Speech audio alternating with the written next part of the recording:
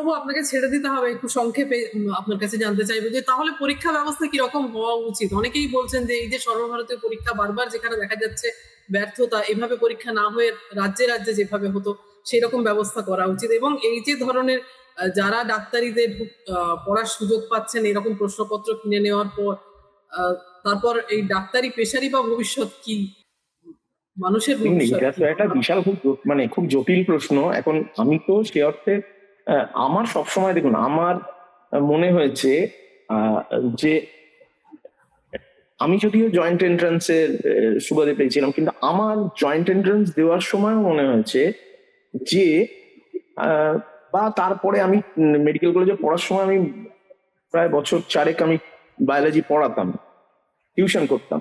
তার ফলে আমার যেটা বারবার মনে হয়েছে কি জানেন তো, যে এই কম্পিটিটিভ সো কল্ড কম্পিটিটিভ এক্সামের জন্য যেগুলো আমরা বুনিয়াদি পরীক্ষা বলি, মাধ্যমিক, উচ্চ মাধ্যমিক বা ওদের আইসিএসসি, আইএসসি, সিবিএসসি, এই পরীক্ষাগুলোয় পড়াশুনোর প্রবণতা, অর্থাৎ যেখানে ভিত তৈরি হয়, একটা সামগ্রিক ভিত তৈরি হয়। মানে সামগ্রিক ভিত বলতে মানে একটা বিষয়কে শুধুমাত্র কয়েকটা ওই এবিসিডির বাইরে গিয়ে তার অনেক গভীরতায় গিয়ে পৌঁছানোর একটা চেষ্টা থাকে অন্তত, এবং যে কোনো সাবজেক্টের মধ্যে থেকে নানা রকম শেডস তৈরি হয়।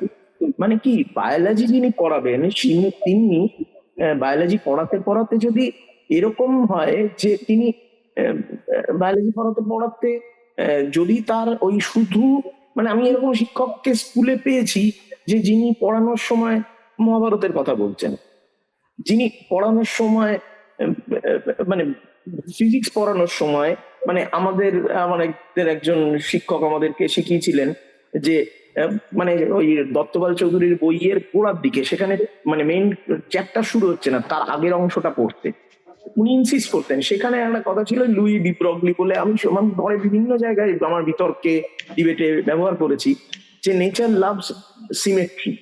এই যে জায়গাটা, মানে আমি বলছি একটা জিনিসকে ফিলোসফিক্যালি বললে হয়তো খুব গম্ভীর শোনাবে, কিন্তু যে কোনো বিষয়ের মধ্যে তো একটা তার দর্শন থাকে, তার নান্দনিকতা থাকে, যে কোনো বিষয়ের মধ্যে, ইতিহাস, ভূগোল, প্রত্যেকটা বিষয়।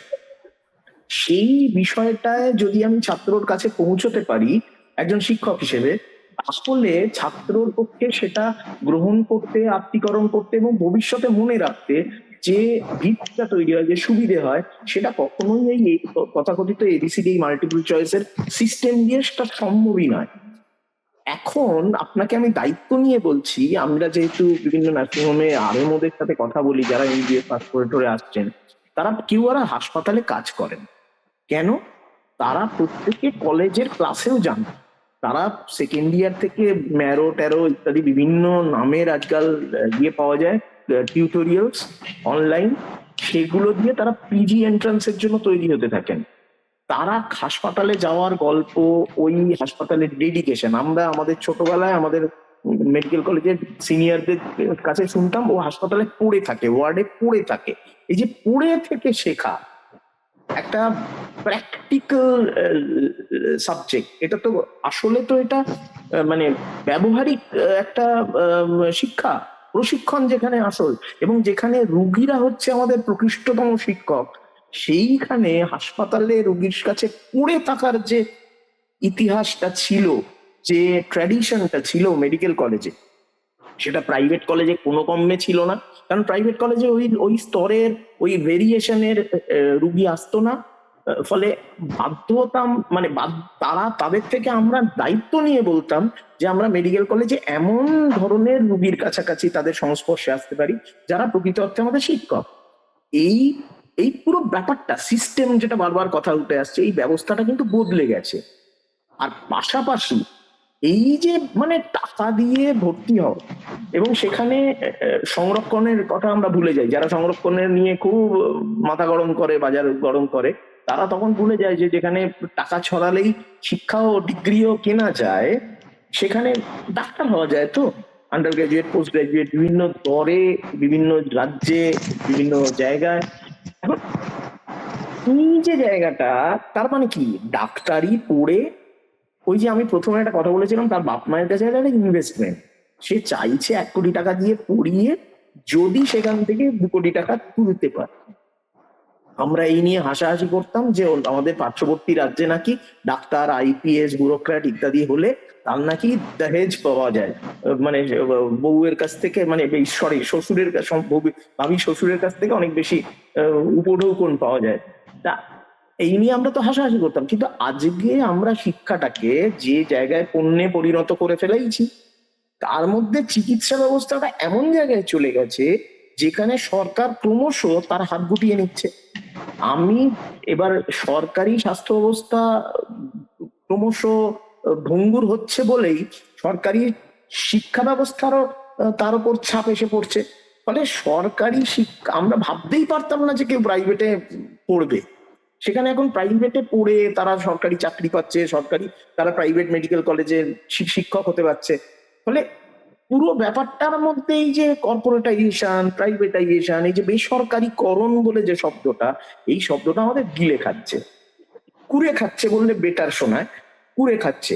সেখানে এই যে বারবার উঠে আসছে যে খেটে খাওয়া প্রান্তিক ছেলে, যে মেধার ভিত্তিতে লড়াই করে আজকে উঠে দাঁড়াতে চেয়েছিল, তার পরিবারের স্বপ্ন ছিল, সেই স্বপ্নটাকে সামনে রেখে সে লড়াইটা করছিল, তার কাছে এই নিট ইউজিটা একটা বাঁচা মরার লড়াইয়ের মতন দাঁড়িয়েছিল।